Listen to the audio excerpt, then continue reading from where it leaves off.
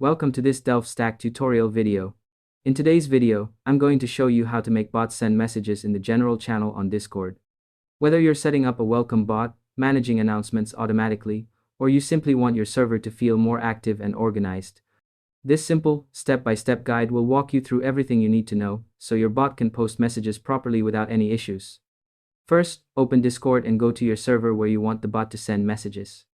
Once you're there, right-click on the general channel, or whichever channel you want the bot to use, and select Edit Channel.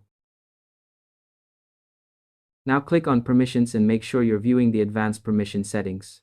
This step is very important, so follow along carefully to avoid missing anything. Next, scroll down and look for the bot's role in the permissions list. If you don't see it yet, click the plus icon and add your bot's role manually. Once the bot role is selected, turn on the View Channel and Send Messages permissions. These options allow the bot to actually see the channel and post messages in it. Follow the on-screen layout closely.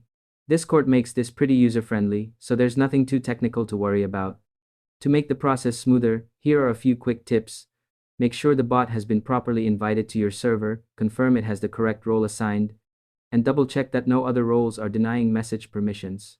Doing this beforehand can save you time and help prevent confusion if the bot stays silent. Once you've updated the permissions, save your changes and return to the general channel. After that, you should be able to trigger the bot either through a command, an automatic welcome event, or a test message and see it send messages in the channel without any interruptions. It's also a good idea to test this using a private or test command first, just to make sure everything is working exactly as expected. This extra step ensures your server stays clean and avoids accidental spam. And that's all there is to it.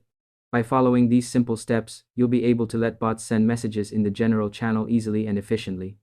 Thanks for watching this Delph Stack tutorial video, and I hope you found it helpful. If this helped you out, feel free to share it with others who might be struggling with bot permissions. Why not make someone's day easier?